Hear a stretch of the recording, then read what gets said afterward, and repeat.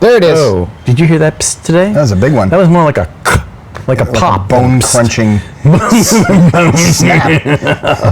Yes. I liked it. Exactly. That had real character. Nothing was injured. Nobody was injured in the making of this podcast. If you were at a soccer game and you heard that sound, it would be quickly followed by this sound. Yes, it would.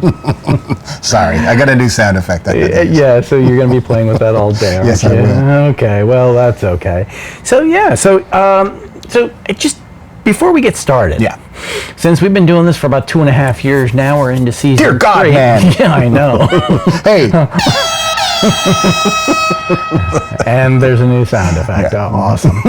But yeah, so we've been doing this for about 2.5 years now. We're into season 3, so it's come to mind that we ought to maybe remind some folks that, or basically inform some folks that maybe are new listeners that haven't listened from the beginning. That's you, man. That would be you.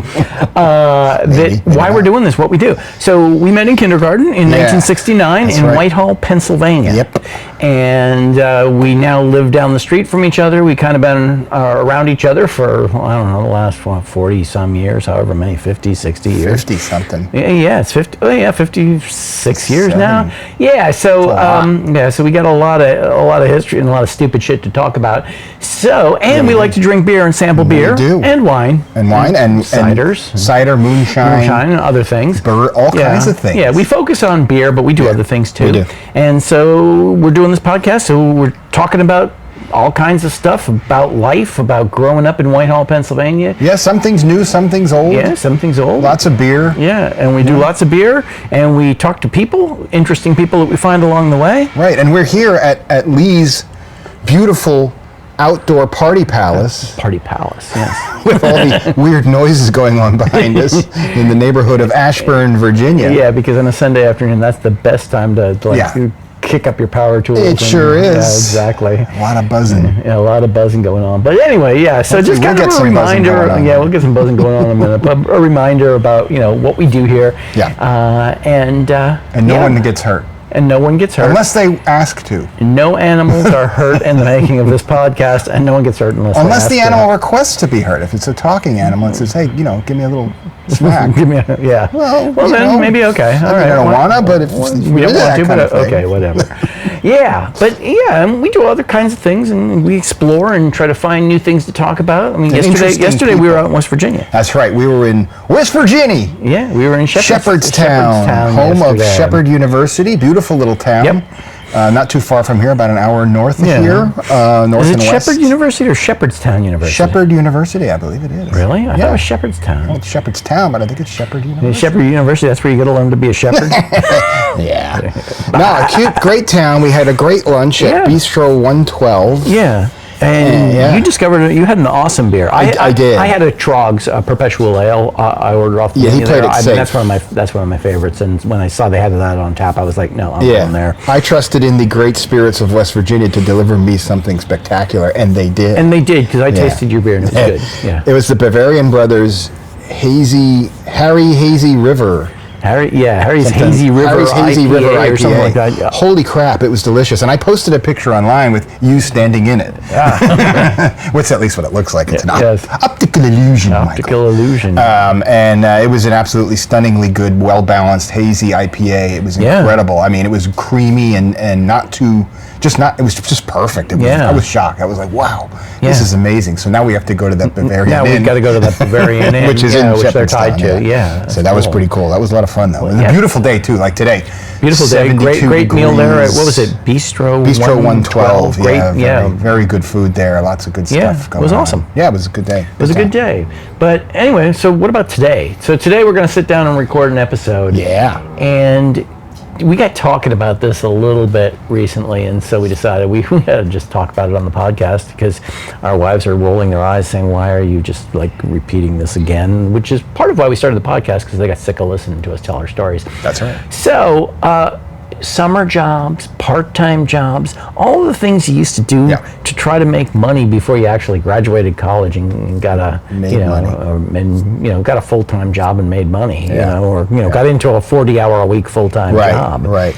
So we're going to talk a little bit about that today. Yeah. It's a 4-letter word. Work. work. I thought you meant job. No, that's a three-letter word. That's a three-letter word. But yeah, jobs is a four-letter. Jobs. Okay. But you know what? I got thinking about this, and it's a shame that I could never find a job that would pay me in beer. Well, if we do this right, if we do this right, we might actually get there. We might actually get there. With somebody, Yeah. like that. Well, if anybody wants to, if we got a brewery and you want to get us to talk about your beer, send it to us. We're glad to talk about it. Just DM us on Facebook and we'll give you an address. Yeah. Gladly accept it as long as you can ship it across state lines into Virginia, which I believe most places can. Yeah, I believe most places can. It's not like Pennsylvania where they're like, no, I don't. You can't ship beer. You have rules. I don't know. But anyway, so I was thinking about that earlier, getting paid to getting paid in beer. Yeah. And do you remember the movie Shawshank Redemption? I sure do. What was his name? Tim Robbins? Tim Robbins. Tim Robbins starred in it. Yeah. There was actually a part of that movie where one of the inmates becomes a hero to the inmates because he convinces the people who are running the prison to pay the inmates in beer for the physical labor that they do. I don't remember that. That's pretty funny. Yeah, it's pretty funny, but I don't want to go to prison for this. Just if you pay me in beer, cool, but I'm not going to go to prison for it. So we'll skip that. Yeah. But speaking of beer, what's going on? I did pop the first beer of the day when we were coming on here, and so it's sitting here, and I'm staring at it, and our glasses are empty. So let's get to it. Go. But today we're going to taste 3 beers. It's Pale Ale Sunday. Yeah, okay. 3 pale ales. 3 pale ales today. Sounds like a Native American name, Chief Pale Ale Sunday. And we're starting with Dale's Pale Ale. Well, that's a lot of words that sound all the same. Yeah, I almost choked on that. If you drank it on top of a whale, you'd be on a whale drinking Dale's Pale Ale. And if you drank it with a snail on top of a whale, you would be drinking Dale's Pale Ale on top of a whale with a snail. Oh, hail. Don't fall off or it'd be an epic fail. All right, so taste that and tell me what you think of it. This is a beer we used to drink this down at the beach. I know this beer. We used to drink this at the beach a lot. Yeah. Then we discovered it's a little, in the midsummer it's a little heavy. It's what, 8? No, it's a 6.5. It used to be heavier. I don't think it used to be heavier. But 8. I swear, because we used to get hammered on it. Well, maybe that's because we just started drinking it rolling out of bed in the morning and didn't eat anything. That's hoppy, man. It is hoppy. It's 65 on the IBU scale. It's pretty up there. Wow, yeah. 65 out of 100, pretty up there. Yeah, that's got on the IBU scale. It's hopped up. Yeah, it's got a little haze to it.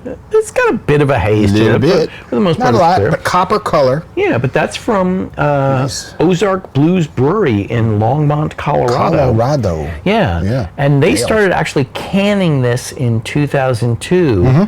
When they were still, I guess, operating out of their brew pub at the time, from what I read about it. Oh, really? Yeah. 2002? 2002. Wow. I mean, think about it. I thought we were drinking it before then, but I guess not. But if you think about that, that's 24 years ago.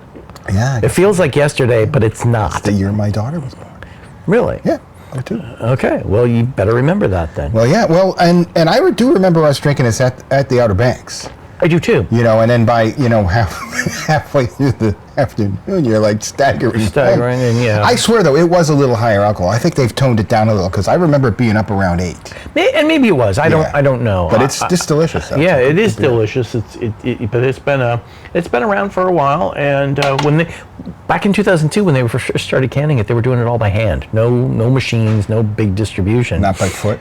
Not by foot. By hand. Or hoof. No, it was by hand. Would be interesting. Yes, by hand. Put those horses to work. So can that beer, you nersy knave. Yes.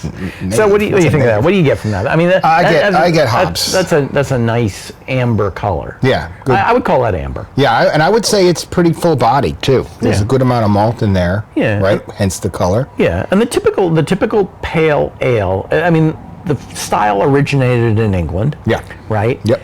And the typical color is golden to amber. Yeah. And this is kind of it can go even a little darker. Yeah, it can go even a little darker. At times, this is a nice amber color, kind of a on the edge between gold and amber. I think that's a classic IPA. I think it's a really good classic American IPA, to be honest. I think so. And IPAs are typically described as hop forward, malty taste in the back. What do you think on this one? Yeah, I think that's exactly correct. That is exactly the definition of it. I think it's perfect. Yeah. And now, pale ales typically run between 5 and 6% ABV. So this one's right. I mean, this one's a little on the higher side. On the higher side, and maybe it was higher than that at one point. I swear it was. I recall that, but I'm old. I could be. You could be. Not misremembering because I have CRS. So would you describe that as smooth? No, I wouldn't say it's smooth. I wouldn't either, but a lot of people describe it as smooth in some of the reviews. It's definitely got the emphasis on the hops, so I consider that kind of more on the jagged side, right? Yeah, I do poking too. your mouth there. It's sticking its tendrils in there and digging into your taste buds a little bit, which I consider the hop bitterness hangs on in the back end. It's not, you don't get that real malty taste. Yeah, and it's not creamy, in my opinion. It's not a creamy beer. No, definitely not. I mean, it's just a classic IPA. I think it's well done. Well, it's not an IPA. I mean, pale ale. India Pale Ale. Sorry. No, it's a pale ale. Oh, it's just a pale ale, right? It's American pale ale. Yeah, sorry, not an Indian pale ale. So what's the difference between a pale ale and an IPA? Well, one's from India, one's not. No. We're not going to go in the history of IPAs today because today is Pale Ale Day. Okay. But pale ale tends to be a little bit more balanced, less hops. The hops are dialed down from an IPA. The IPAs tend to be stronger, with more assertive hoppiness, and tend to have a little bit more sweetness often because of the amount of malt they put in to push up the alcohol. Yeah. Okay. So but this is a good beer. Where would you rate it? Scale of 1 to 5. It's a solid 3.6. 3.6. Yeah, okay. 3.6. I like it. I mean, it's again we know this beer. We've had this beer. We drank a lot of this beer in the day. Yes, we did. And this is a good one. I would advocate this for anybody, particularly if you like something that's a little bit more hoppy.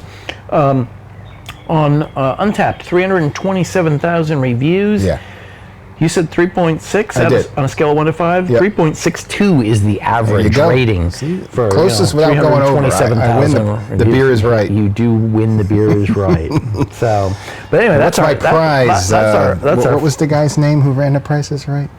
I don't know. He got punched out on that. What? It was in a movie. He gets in a fight. No, he doesn't get punched out. He actually punches out Adam Sandler. I think it's in the golfing movie. It's really one of those like Happy Gilmore. Yeah, it was a Happy Gilmore one. Yeah, where the guy who what was his name? The guy who ran Price is Right. Oh, not Monty Hall. Yeah. Monty Hall? No, not Monty Hall. I don't know. No brain. Sorry. Oh, well. Brain broke. All right. Well, let's get back to talking about like jobs, like how we made money. Before you ever had a job. Yeah. Thank you. Bowser. Bowser. Yeah. Before you ever had like an official job where you got a paycheck, where you were just trying to make some money as a kid. Yeah. What'd you do? I sold weed out of my basement. All right. No. Speaking of which, for those of you who are watching some video, I am wearing my Cannabis shirt, fine hemp products here in Virginia. And I'm wearing my Hoppy Dudes merch. Please buy some merch. It's nice stuff, and you can represent the dudes. And we love when people take pictures in our stuff in cool places. As a matter of fact, we took a picture in our Cannabis friend over in Vienna. Vienna, Austria, not Vienna, Virginia. Vienna, Austria. So we love that. So please buy some merch. Yeah. I'm going to design new stuff too, by the way, this year. I'm going to make some new stuff. Cool. Too. But anyway. So what'd you do other than I cut lawns. That's all I did. I lifted weights and cut lawns. I didn't get paid. Somebody was paying you to lift weights? I wish. It's like maybe wishing somebody. I wish. No, I drink beer and eat chips. Yeah, right. Yeah, I just cut lawns. I cut my grandmother's lawn, and she paid me. People used to ask me like, "What's your dream job?" I said, "Sit on the couch, drink beer, eat chips, and watch football." Hot, spicy chips. Oh yeah. But nobody's paying me to do that. What would your life expectancy be if you had that actual job? Less than it is. 43. Yeah, I would not be alive today. Yeah, no. So before, like during high school, that's kind of all I did. Yeah, okay. And I had a band, which we will talk about. We're going to get into.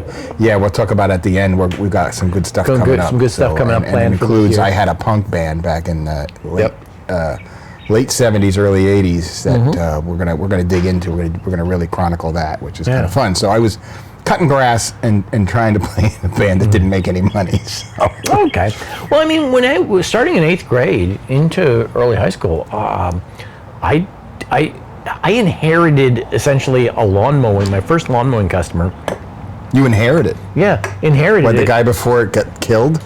No, and he willed it to you. The guy who was doing the lawn mowing for this guy for years went off to college. He was my next door neighbor. Oh, I see. And he's like, "Hey, you want to take this over?" Grasshopper. Yeah, yeah. I have taught you well. Yeah, snatch the blade of grass from my hand. And yes, exactly. And here's the torch. I had to get some weird tattoos on my forearm. Yeah, you had to hold that. I had to hold the burning hot pot. Yeah. And then you cut grass with no shoes on, right? Well, exactly. Yeah. Kwai Chang Caine. Kwai Chang Hall. Yeah. First, I had to be able to cut the whole lawn blindfolded. And yeah. No, but I cut lawns I started out with one, and then I picked up a couple more, and then that led into the winter shoveling snow for these people. Oh, right. Yeah. And then that also led to odd jobs. Like the one guy in particular that I deliver this package in the middle of the night.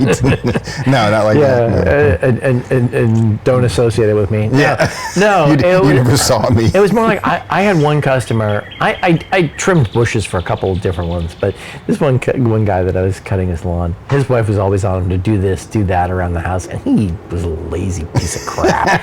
He didn't want to do anything, so anything he could pay me to do. You didn't trim his wife's bushes, did you? No, but I painted her bathroom. I painted the garage. That better not be a euphemism. Painted the garage. Painted the garage. Hey, Lee, can you come over and paint my garage again? Needs another coat. Nope, wasn't like that. Bummer. Been like The Graduate, Yes, Mrs. Robinson. Yes, Mrs. Robinson needs her garage painted, another coat on her garage. But no, I picked up work like that, and it was good. Made a couple bucks here and there. Yeah. But the funniest was, you get a tan. You're outdoors. Yeah.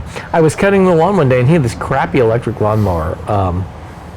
And I was using this crappy electric lawnmower that you had to drag a cord around. There were no batteries back then. No. And it was a pretty big yard, so you had this 100-foot long cord just dragging around, which was a pain in the ass. You don't run over it. And at one point, the metal handle, I'm holding on to the metal handle on this thing, and the switch, the on-off switch that was on the handle, mounted on the handle, shorted out. It connected with the handle.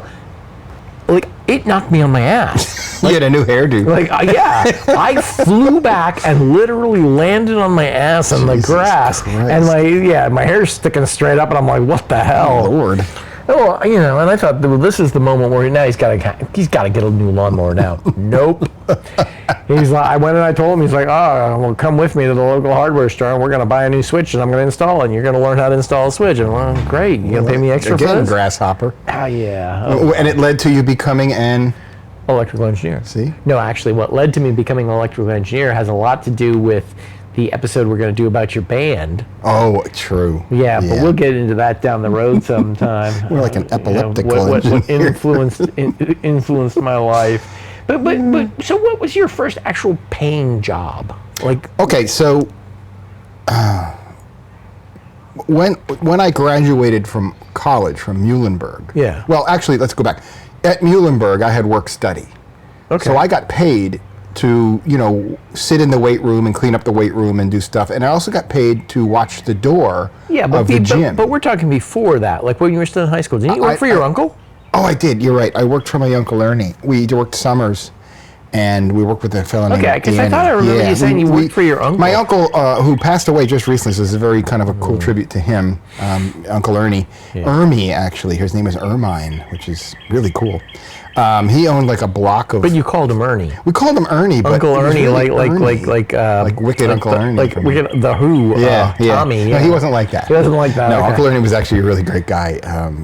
One of those people that you can't rattle. He kept his cool in all situations, which I thought was pretty amazing. Unlike my own father, who was very easily rattled. Uncle Ernie was not rattled by anything. This was his brother. No, it wasn't his brother. It's really not even my uncle. He's actually my godfather. Oh, okay. My dad's cousin's husband. Dad's cousin's. Yeah, it sounds like we're back in West Virginia, friend. right? Yeah. Yeah. No, we're just in Pennsylvania. So eventually, he kind of worked that around, and he's your grandpa or something. Yeah, no. He's my godfather, but we called him Uncle Ernie, and his wife was Aunt Betty, and Betty Uncle Ernie. So, but he had this whole block of buildings that he rented out to different businesses. Yeah. They were commercial buildings, like big brick buildings, basically. Not brick, but what do you call that? Cinder block. Oh, yeah. And every and we had to maintain them. So me and this fella Danny, who lived just down the street, and we're going to hopefully interview him because he's done some amazing things with his life, seriously. We would renovate the places. You mean he didn't just sit around on Sunday afternoons drinking beer? No, he did not. No, he won an Emmy. Recording a podcast? No shit, won an Emmy. Okay. And a lot of other awards as well. But we would renovate these places, change the configuration inside, do all the carpentry work, put this wall here, change it to this, and we did that regularly year after. For a couple of years we did that, and that was a summer job.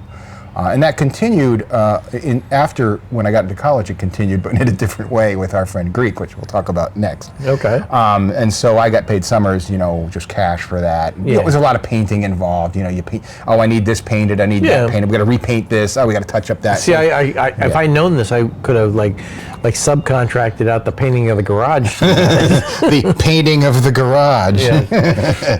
Yeah. So we had a lot of adventures. There was one day where we just kept. I just kept. We were painting, and I kept painting the handle of Danny's paintbrush. Yeah. And every time he'd set it down, I'd paint it with fresh paint, and he'd go, "Son of a bitch!" He'd get paint in his hand, and then he would immediately start painting and get into the painting. And as soon as he'd set it down again, I was like, I'd do it again. You were a dick. I was a dick. It was funny though. It was a really funny day. He's since forgiven me for that. Well, we actually he and Richie Pence and I made a film together in like 1985 when we were still in college, and we got together and made a film in his garage, and I'm renovating it. Rescue it from VHS now as we speak. I will have that for hopefully for his episode. Okay. When we'll hopefully get up to New York and record him at some point. I haven't set that up yet, so that's a hopefully thing. But I've been in communication with him, and he seems interested in talking about the film is called The Bucket. The Bucket. The Bucket. Okay, so stand by for The Bucket. So all the work of renovation led to actually something quite creative with the three of us, so it was kind of cool. Well, good. Yeah. So my first actual paying job where I got a paycheck, a paper paycheck at the time. There was no such thing as direct deposit. No Zelle, no PayPal, no PayPal, no direct deposit. No, then I think it was like the newfangled thing was the ATM. Yeah, right. Which, by the way, my parents were like, I had a bank account, to be able to put my checks into and stuff.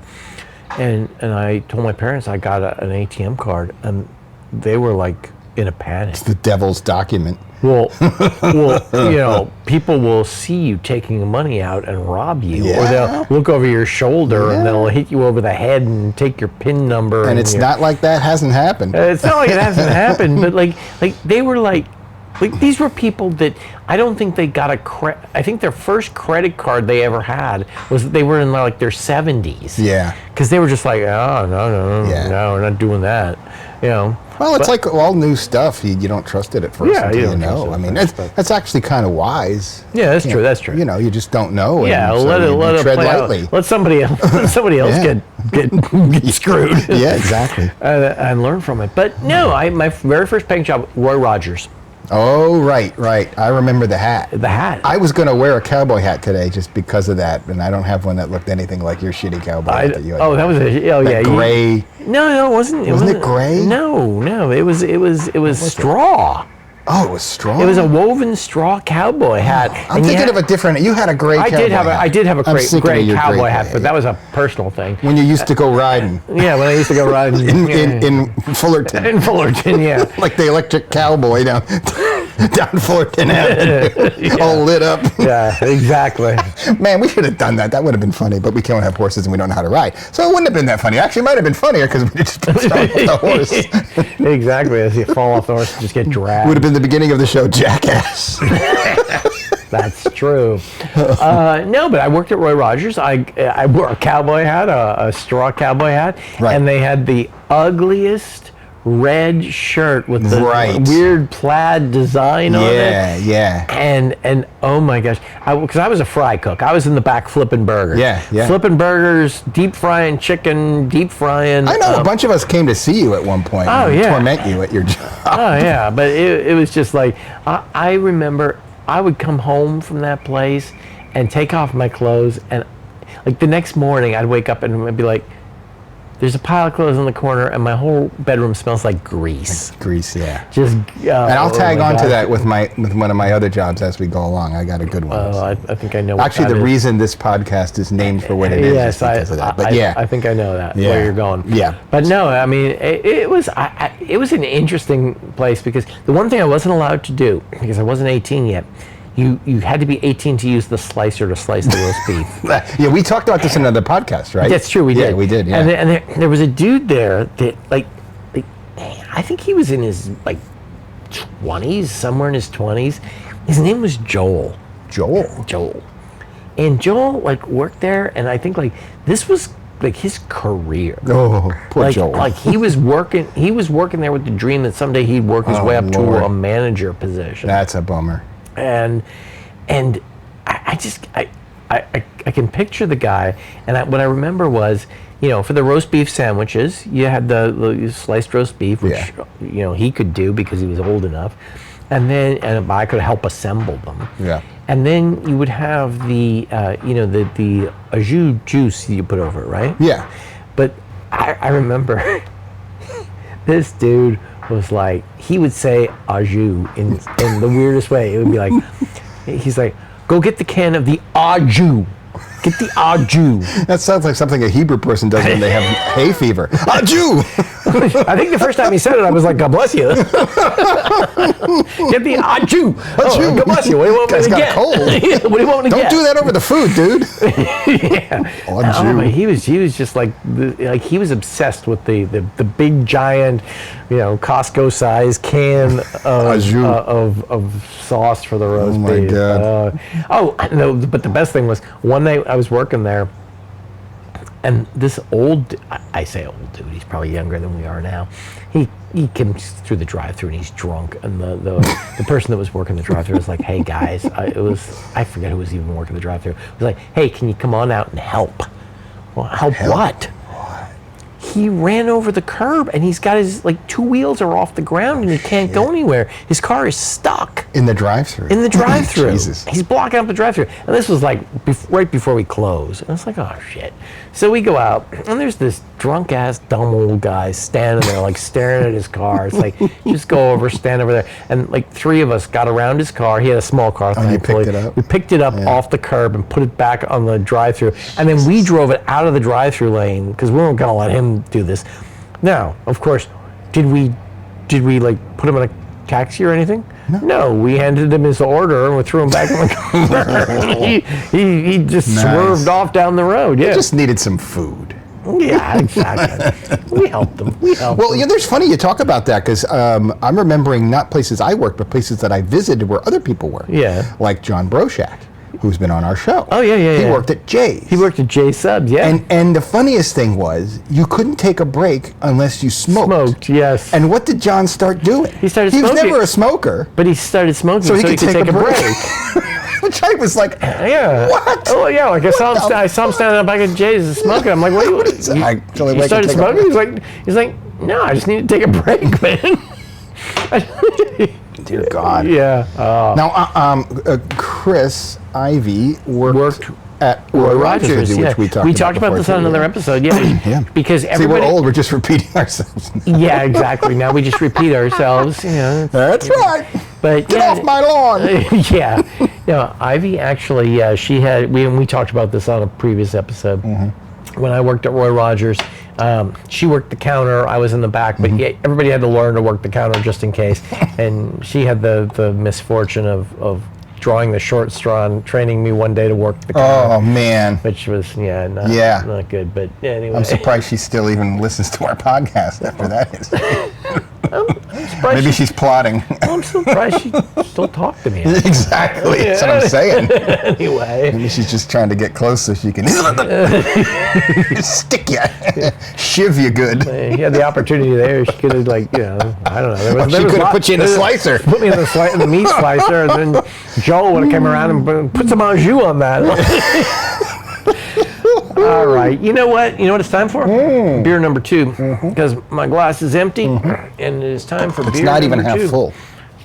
No, it's not even half full. No. It is empty. That's right. And so number 2, this one is an interesting one. Okay. Here on Pale Ale Sunday, it is a great, and I say that because we're recording it on Sunday. Obviously, That's it's right. not going to come out on Sunday. No. But this is the Sunday. Grateful Dead Juicy Pale Ale. By whom? Let me give you one of these, and then I'll tell you. Here, Okay, I'm gonna look. Oh, okay. Yep. Let's do the psst together. It is? Yeah. Okay. All right. Ready? 1, 2, 3. Whoa, what's a double? A dual stereo. Yeah. So this. Yeah, look, it's got the dead head on it.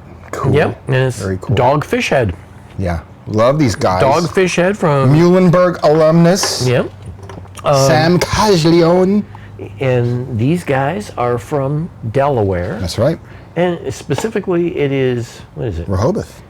But it says they brew it in Minton, Delaware. Well, here's I think maybe they started out in Rehoboth. yeah, they were, but here's the thing too, though. Also in the Lehigh Valley, the Stroh's Brewery, which is now the Sam Adams Brewery, which started out as the Schaefer Brewery which is when we were Schaefer, kids. Schaefer, Stroh's, Sam Adams, and now Sam Adams has joined forces with Dogfish Head. Oh, that's true. That's true. Right. Yes. So they're probably brewing some of this right down the street from where we used to live, which That's is kind true. of interesting. So Yep. Exactly. So taste that that's one. cool, hazy. I like it. This is a hazy, and this is interesting. A hazy pale ale. Yeah, you look at that, and that's a golden color. Okay. Golden color, and look at the head on that. That's nice. Yeah, but A very juicy. white, but very thick head on that. I wonder why it's the Grateful Dead Juicy Pale Ale. I don't know. Sam's always got interesting, recipes, and he looks into history and does cool things, Well, now something I read about is this, kinda neat. which was, I don't know if they were just kind of like being tongue in cheek, or if this is true. It's brewed with granola. Yeah, why not? It's a grain. Yeah. I mean, that's sure. Yeah. It is a grain, right? Yeah. That's pretty Well, smooth. and it even says it on the can too, if you look at it. I had read that, but when I was looking at this beer, granola. Yeah, there it is. Yeah. Good it's brewed with good karma. it's brewed with good karma. That's more important. Exactly. But delicious. so it's hazy. It's definitely golden. Yeah. Juicy, white head on it. What does juicy mean? Got like a citrusy. Citrusy. Right? Yeah. Yeah. Citrusy. I just want to clarify that. Citrusy, but also I think there's like you know how like there's I don't even know how to describe it. When you drink orange juice or grapefruit juice, there's a tang to it. Right. Yeah, a tang to it. And I think that's how I would describe Yeah, juicy. no, there's a tartness. Right? There's a tartness A little to tartness sting there, which is nice. It's actually I you know me, I love hazies. Yeah. I'm a hazy guy. I like hazy. Yeah, no, you're a hazy guy. I am. I'm not always a hazy guy. Now, that beer that you drank yesterday was super hazy. That was amazing. And I tasted that and I loved it. Amazing. Hazy. It was amazingly hazy. It was good. Yeah, but this is good too, though. I like this too. I like hazies. So. Grateful Dead Juicy Pale Ale from Dogfish Head, 5.3 ABV, 30 IBU. So it's not as hoppy as the Dales. It's not as hoppy as the Dales, No. but the Dales was super hoppy. Yeah, so this is... and 5.3, it's right in the range there for a typical pale ale, typical American pale ale. Yeah. And then that's another thing too. Like I said, pale ales started out in the UK, in Britain. Right. But the pale ales in Britain, the original pale ale, is typically more malty. It got more of a toffee kind of caramel taste. Yeah. A more darker herbal kind of hop to them. Yeah. Whereas the American pale ale version, which all three pale ales we're drinking today are American pale ales. Damn right, American. Yeah, the APAs typically use American hops, and they're a little bit more citrusy, a little bit more fruity, piney. No pine in this one, though. No pine in this one I don't at get all. any pine. Yeah, but not as malt focused as the traditional English pale ale. Yeah, less malt. That's yep. I like it a lot. I think it's delicious. I do like it a lot too. So, do you get grapefruit in this? I do. Okay, Sure. a lot of people. Citrus, grapefruit. Yep. Little bitterness of grapefruit. Yep. I get that. A lot of people who review this said, that's actually said grapefruit peel, which I find interesting. What's the difference between grapefruit and grapefruit peel? I don't know. I've never eaten a grapefruit peel, so I wouldn't fucking know. I have not either. But I definitely get the grapefruit taste. Yeah, for sure. So scale of 1 to 5, where do you put it? 3.8. 3.8. Okay. I like hazy, so I put a little bit above the Dale. So. You're right there today because seriously. Yeah, on Untapped, 44,900 reviews, 3.79. Look at me. I went over though. I don't win the prices right. You went over. You don't win the prices right for whoever that guy was. Monty Hall. Is it Monty Hall? I don't know. I don't know. Okay, maybe somebody can tell us. Monty Python, Monty Hall. Monty Python, Monty Hall. Maybe somebody will. Montezuma. Maybe somebody will educate us on that topic. Educate us, dumb Merkins. So while we're drinking our juicy pale ale, our Grateful Dead juicy pale ale from Dogfish Head, let's talk a little bit about. You started into it. I went down the wrong road there. Your jobs during college. Yeah, so you work study? Yeah, I had work study at Muhlenberg, and I was in charge of we had a brand new. You're in charge of working and studying? Well, yeah, you would, because we were either working in the weight room. Yeah. Kind of just overseeing it, making sure all the weights get put away, and anybody has a problem working something, weights, you can help them, whatever, spotting somebody, whatever, you're just hanging out in the weight room, or you're at the door to the big sports facility, which was, the track and everything, so you had to check people's IDs, you couldn't just let anybody in the door. You have to be a certain age to get into the track? I mean, what? No, you had to have a Muhlenberg ID. They didn't want some guy from the Liberty Tavern coming across. Hey, fucker, I'm coming in to do some weights, and I'm drunk as shit, and I'm 63 years old. Let me in. So trust me, nobody from the Liberty Tavern was looking to run. Well, actually, it was the Mule back then. It wasn't even the Liberty Tavern. This is before it was the Mule, which was a cool place. And the Liberty Tavern was a cool place. That's because the Muhlenbergs were the Muhlenberg Mules. Mules, that's right. And it was right there on the corner. Fear the Mule. Fear the jackass. Anyway, we had to check the IDs. So there's a funny story. One of our other guests, Joe Thomas, who is up in Annapolis, he went to Muhlenberg with us, and he had the same job. And I got two good stories for him. He was working the door one night, and the Psychedelic Furs were playing in the gym, because we had concerts there. Yeah, okay. We had great concerts there. We had the Psychedelic Furs, we had the Stray Cats, Oh. we had Billy Idol. I mean, we had some of my best concerts. Some good concerts. Some of the best shows I've ever seen were in that damn gym, the basketball gym, which is crazy because you're right there. Yeah. Right? And so he didn't know the Psychedelic Furs. He didn't know who they were. He was a Springsteen fan. Okay. He was working the door. So the next day. Wait. If you're a Springsteen fan, does that preclude you from being a Psychedelic Furs? Well, Psychedelic Furs were new wave stuff, and he okay. wasn't into that. He was into Springsteen, basically. And he was a Springsteen real fan. He was a real fan. I mean, he really dug Springsteen. Yeah. And so he wasn't in that world of the Psychedelic Furs, right? Okay. So he told me the next day, I was telling him about the concert, and he goes, "Oh yeah, I met the singer." I'm like, "What?" It's like, "Yeah, there was a door in the back where people would come in." And apparently the singer, Richard Butler, who is freaking phenomenal, came out with his girlfriend and went out to smoke. Yeah. After rehearsal or something, was smoking out there, or while the warm-up band was on or something. And JT, he tried to come back in, and JT says, "Let me see your ID."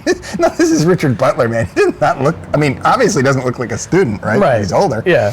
And he's smoking, and the woman says to him, "Do you know who this is?" He goes, No. He goes, He's Richard Butler. And JT goes, "Oh, is he with the band?" She goes, "He is the band." Because, Richard Butler was the star, right? And so JT said, "Oh, sorry, come on in." Sorry, man. Yeah. And then the other one is great. This is also JT. I came in, and he was working, and again, studying, right? Because you're sitting at the door, and you have a lot of time you're not doing anything. So he was studying. And I come in, and I had to relieve him. I think it was my turn next. Yeah. And I come in, I was talking to him a little bit, and he's talking to me, and all of a sudden, I see blood Oh, we talked about Did we? this The when blood JT was dripping on. with the glass. Yeah. Oh my God! I was like, He had the Jesus glass in his Christ! head. That was all. That was that job. Was working that, and I actually eventually became an RA there, which was the worst job ever. That did not go A resident well. assistant. Yeah, resident advisor. Yeah, that Advisor. did not go well. Yeah. Yeah. The lady running it was nuts. I think I did it for 1 year, and I said, "Fuck this, I'm out." Yeah, that was a bad gig. Yeah. It paid. I mean, you got lots of good tuition reimbursement for that, but Yeah. Well, it was not good. I had a great gig in college. I mean, I worked at Sears parts department. Oh yeah, the parts department. Oh yeah. Parts is parts. This is where you have to go. Like if you got something and it's broken and you need a part for it, you can go there and get it. And I will tell you that actually turned out to be one of the most beneficial experiences for me of my life. Really? Yeah. Wow. Because as I got that job like at the very end of high school. First of all, it was 40 hours a week during summers. And then I worked there part-time, during school and stuff. Yeah, right. But it paid like $4.10 an hour, which at the time, $4.10 an hour back in, this was in 1982, was good money. Yeah. And 40 hours a week, and if you went over 40, you get paid time and a half. Yeah. You did this during the summer, right? Yeah. But, I mean, the thing that was great about that place was you learned to deal with people. Because, let's face it, this is not like working in a store. Yeah. People come in a store, they're happy, they're buying something. Yeah, no, somebody's pissed off. You come Shit don't work. You come into Sears. Yeah. You come into a parts department. You got something that's not working. Yeah. You're My wife's complaining. I can't get it up. Can you fix that? Not back then they couldn't. Not back then they couldn't. But I will tell you, like we had all kinds of crazy stuff going there. Twice in the years that I worked there, the few years that I worked there, we had to call the police to take away customers. Oh Jesus! Yeah, I mean one afternoon, this dude brought in because we also had service, and you had to like rotate between parts and service. Dude brought in this vacuum for service, and he wanted it covered under warranty. And the thing looked like I swear to God, it looked like he was vacuuming a dirt field. Oh like, my I mean, it God. was trashed. And he's like, it's Vacuuming the sewer system out of New York City. He's like, it's still in the warranty period. Oh. And the manager's like, no, this, like, that's for like normal wear and tear. Yeah. I don't know what you were doing with this, but this is not normal wear and tear for like a 2-month-old vacuum. The Aegean stables he was vacuuming. Yeah. Him and Hercules were busy. This dude started choking the manager. Oh Jesus Christ! Yeah. You're kidding me? We had to call the cop. The state cops, because we were right near the state police barracks. State police showed up. They cuffed him. They dragged him away. Oh my God. We had one time. This woman came. She didn't have her model number. All she knew was she threw a screw on the counter. She said, "I need one of those." It's like, oh, that's like painting the garage. She needs a screw. She needed a screw. We had over 5 million parts you could order for everything Sears had ever produced. Oh my God! I'm serious. Like we worked on microfiche at the time. Yeah. Like we didn't have computers. We worked on the microfiche. days. Yeah, and no shit, you could get parts for like. At one point, Sears sold prefab homes. You could buy a home, a house, right? And in the catalog, right? Yeah, in the catalog, and then you put it. It's catalog. delivered, and you put it together. Yeah. We sold parts for the house. Parts for like That's crazy. Wood stoves from the 1800s, and it was like, but we can look all this up. But you got to give us a starting point. Like, what's your model number? Yeah. Don't know. And this woman comes in, she throws a screw on the counter. I need one of those. Well, what's it for? What's your model? What's it? Now, so she goes charging in the back, and she's running up and down the aisles of the parts we stock, looking for the screw. She's looking for a screw. Looking for the screw. And my manager's telling you can't be back here. We had to call the police. Police took her away too. Oh, but the best was, I got 2 more stories about this. Yeah. It really taught me to deal with people. I could do a whole podcast episode on just working at Sears because of the crazy shit that went on there. But now you've got your soapbox here, buddy. Now I'm on my soapbox. And Pay attention. This lady, I'm waiting on her, and she's got the biggest purse I've ever seen. It's like she's got a steamer trunk with a strap on it, and she's got it on the counter, and she's like, and, it's going through the whole. I forget what she was looking for, what part she was looking for. It's the whole thing. Well, what's your model number? And she's like, oh, I got that stuff written down here, and she goes to go in her purse, and she's like, oh shit, and I'm like looking at her. And this woman was probably in, I don't know, maybe her late 30s or whatever, 40 years old. And but I'm like 19, right? And she's like, oh, shit. And I'm like, okay, what's she going to pull out? She dumps her purse out onto the counter. She had gone to, like, I don't know, someplace for breakfast that morning. You know the little packets of syrup you get? Mm-hmm. Like you peel them open and pour them on your pancakes or your waffles or whatever. Yeah. She had taken some of those from the restaurant and threw them in her purse, and it opened. Oh. So now everything in her purse is covered with syrup. Oh, nice. And she dumps it on the counter. Oh, now everything on the counter is covered in syrup. Oh. And that's going to smell like that for a month. Oh, my God, what a mess. That's funny. But that was one thing. And then we had a guy there that worked there. He was like the senior counter guy. He was a full-time employee.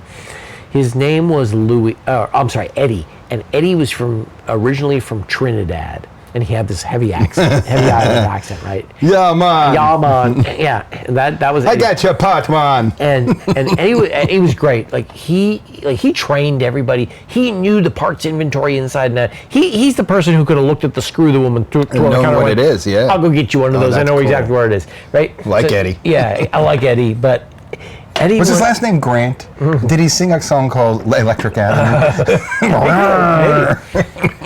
He wound up there in Allentown because he had gotten a divorce from his wife. He was living in Philly. Yeah. And he was driving up the Pennsylvania Turnpike, and his car broke down at the Allentown exit. And he just stayed. He just jumped out, grabbed his backpack, which was everything he owned, took the plates off the car, and walked away. That's hilarious. I just lived in Allentown. And he'd been working there for years. It was funny as hell. He was funny, and he always no customer ever rattled him. And customers would come in there, they'd yell at you, they'd scream at you. Like I got a bunch of people coming over for a barbecue, and my grill doesn't work, and I need a new lighter or igniter. Don't worry, man. Yeah, don't worry, man. Yeah, so one day, take care of you, man. Some customer is just going off on him and abusing him. I think Eddie had to tell him, that part is like, we have to back order it, and it's not going to be available for weeks. We don't have it. We can't even get it for like maybe a month. And the guy's like screaming at him. Jesus. And Eddie just very calmly, and we're all now like looking over here, like we're waiting on other customers, those of us that are working there. And this guy's screaming at him, and Eddie looks at him and he goes, "Sir, I know exactly what you need to do." And the guy looks at him and he's like, and he stops talking. He's like, what? Go fuck yourself, man. Close. And he goes, what you need to do is you need to pick that thing up, this part off the counter. You need to put it in your pocket. You need to go home. And you need to take a really big shit. Because that will make you feel better. Oh, that's the best. Oh my God. The guy turned like 15 shades of pink to red, and then he stormed out of the place. That's awesome. And we're all laughing like hell. And our boss, who was right around, and our boss was like a retired Marine. That was the one thing I learned, to fold a flag, because every day take the flag down, you had to do it right. I learned to do that at West County at Pleasant Hill. There you go. Yeah. So our boss comes out and he looks at him. He goes, that was the funniest. That was awesome. He's about to like fire. He's like, that was the funniest thing I've ever heard. Awesome. He turns around and walks back in. Well, but anyway, so Sears was a great experience. No, that's Sears awesome. was a great freaking experience. You can't. That brings up, I got two things here to add. One is that a friend of ours, Bill, worked at one of the stores in the Whitehall Mall. Yes. As a security guy. I remember that. And do you remember the story of the guy in the wheelchair? No. A guy in a wheelchair stole something, and Bill saw him, and he took off, and he ended up down on MacArthur Road on one front, and Bill's chasing him down MacArthur Road, and the dude's in a wheelchair, and it was like a chainsaw or something. It was something big, and the dude's like boogieing down MacArthur Road, and in a wheelchair. I remember Bill talking about that That was job the worst job ever. where he talked about like It was Clover or something. It was one of the stores in the Whitehall Mall. I can't remember which one it was. No, it was Sears. Was it Sears? It was Sears, yeah. Oh, dear God. And I remember he caught a woman who used to wear a wig and stuff things up under her wig. Oh, yeah. I remember that. And then there was one day he was working there and somebody stole a TV. Yeah. Oh, right. And right. nobody saw him. Like nobody saw the person take the TV. And this wasn't in the era of cameras and all that. Big fat TV. Yeah. Too. Oh, and a portable TV way. Yeah. It's portable. It's got a handle on it. No way you're carrying with that stupid handle. No. Right? No. Yeah. It weighs about 100 pounds. Yeah. But yeah, and all of a sudden the TV's going. What the hell? The great heist, the Whitehall Mall. Yeah, exactly. But yeah, then the other job I did do during college for my Uncle Ernie again. He got into the thing where we built pools. Oh, I remember that. It was Dr. Feelgood was the company, and we Dr. Feelgood? I shit you not, Dr. Feelgood was the company, and they did hot tubs, but they branched into these pools, and so we had these pools that were above ground pools. Yeah. But you dug down. They were Australian. They were from Australia, and you dug down about to get to 2 Australia feet. To anchor it? No, so it was kind of half above ground, half below ground. Yeah, okay. So it made it a little lower. You could kind of climb in better. I don't know what the idea was. I don't even know, but me and made Greek, you feel good. Me and Greek were hired. Me and Greek. Yeah. And honestly, out of all the people that were there to do the pools, we were the bright ones, which is saying something, because we didn't know shit about pools, but we figured stuff out. We had there's water and you jump in it. We put one up in Stroudsburg, at one of the Dr. Stroudsburg, Pennsylvania. Stroudsburg, Pennsylvania. Yeah. And that's, if you've ever dug in the ground up there, it's all just boulders and rock.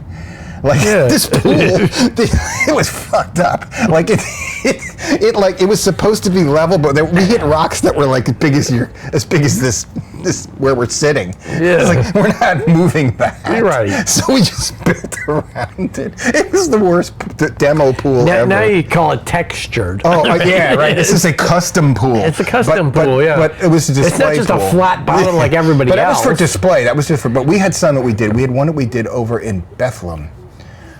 Me and Greek, and we were putting this pool in, and I think we had a couple people on the crew too, real characters. One of the guys, Bethlehem, Pennsylvania, not the Middle East. No, Bethlehem, Pennsylvania. One of the guys, Greek nicknamed. Greek nicknames everybody. This guy was Buffoon. He was a young guy, and he was just. He wasn't book stupid. He was like he was like a physics guy. He was smart, but he couldn't do any manual labor. But that's what he had to do, like push a wheelbarrow. He didn't know what he was doing.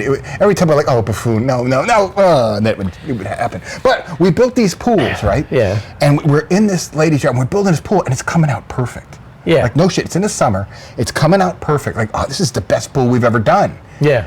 Until a storm comes up. Oh, I remember you telling me. And I mean a storm, like not just a storm, a goddamn tornado. A freak tornado in Bethlehem, Pennsylvania comes up.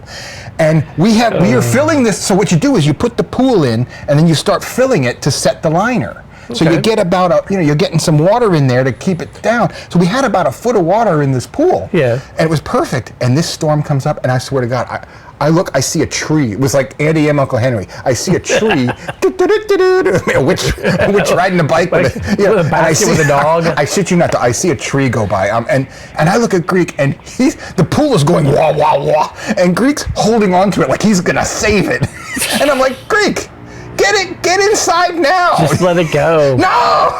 Finally, I grabbed him. I was like, get away from there. He didn't want to let go of the pool, man. It was so funny. It was a mess. The pool, it was damaged because shit hit it. It was. We're lucky we're alive, though. Shit was flying through the air. Oh, God. Anyway. Oh, well. But didn't you, I mean, you had some other jobs then, like towards the end of college, right? I mean, you worked at Chi Chi's, right? Yeah, so you're right. So I was done with college. I was going to grad school. Okay. So I had some time. You were in between, yeah. I had some time, so went to the University of Maryland. So I had the summer, and so I got a job at Chi Chi's. And that lasted. No. Chi Chi's in the Whitehall Mall. Chi Chi's is a Mexican restaurant. Right. I think it's a chain. It's a chain. But it was a chain. It was a chain. I don't even think it exists anymore. But there weren't, like, it wasn't a big chain. No, it wasn't a big chain. But I got a job there in the kitchen, right? Cooking. Yeah. And I was at the grill. I was running the grill. I wasn't running the grill. It was a guy running the grill, and he was teaching me how to do the grill. Yeah. Not the brightest bulb in the box.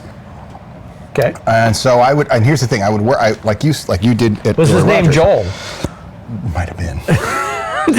Does he talk to you about the Mexican au jus? It might have been. I guess would be salsa. It's very possible it might have been.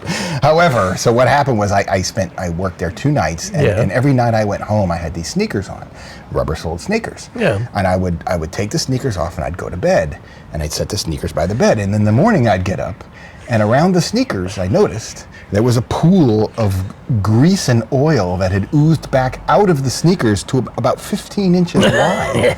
It was in a puddle of oil. Yeah. And I just went, oh, that's not good. Yeah.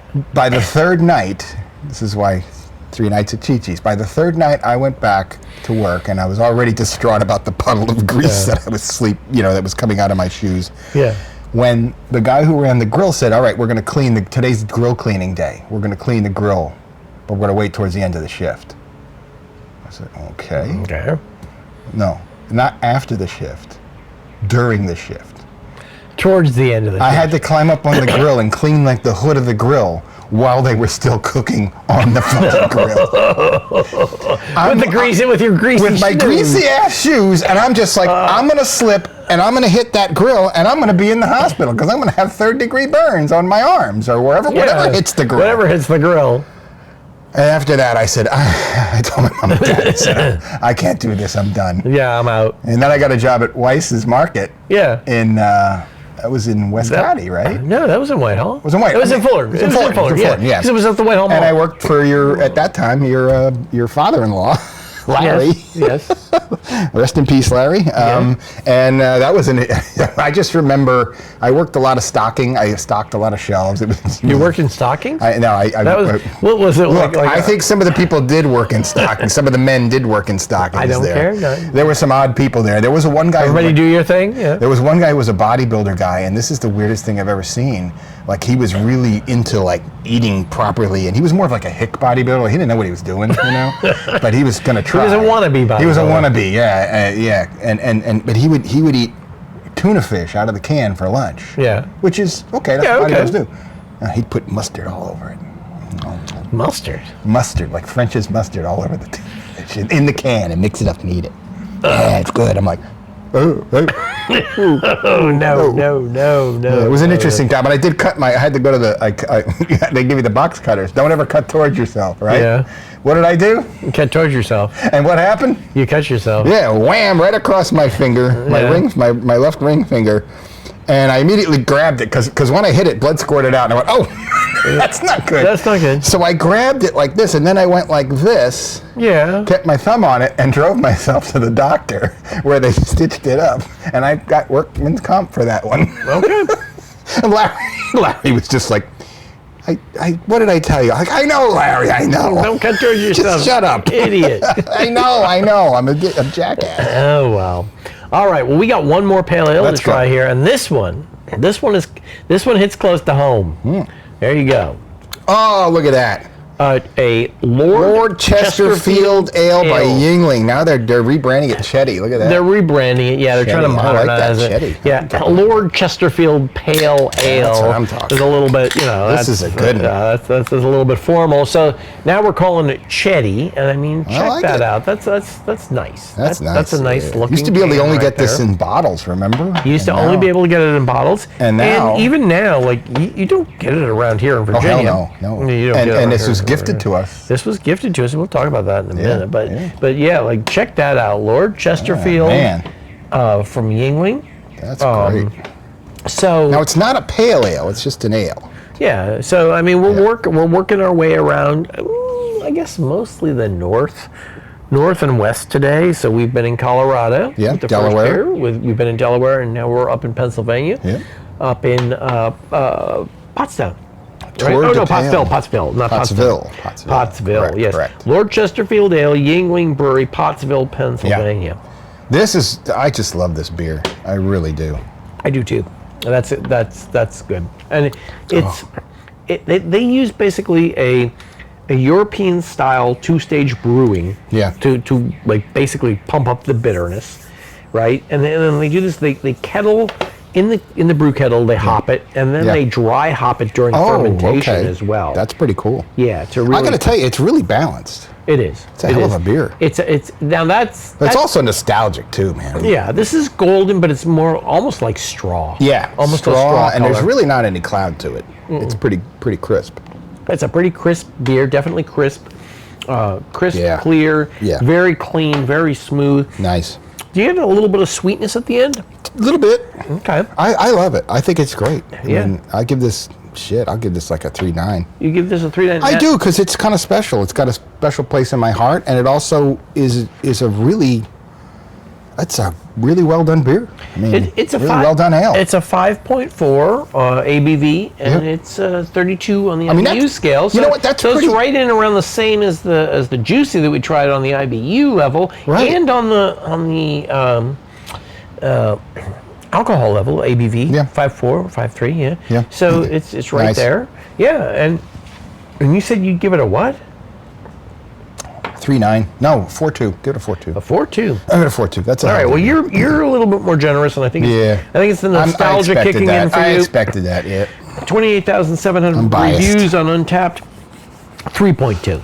Oh, that's low. Yeah, I think that's low. That's low. I think that's low. I give this a little bit higher too. 4. I give this a little bit higher too. Yeah, that's a good beer. But yeah, this is a good beer here. Yeah. And so as we kind of come around after college, our transition to work life. I mean, to full-time work life. Once I, graduated from Penn State, I went to work started out, I was a civilian employee with DOD, and that's right. You were a govy. I was a govy, and I did that for a few years, and then I moved off to contracting work and did contracting work for years. And you've been in that life ever since. Well, until 2 years ago, as you know, exactly. 2 years ago I retired. Yeah.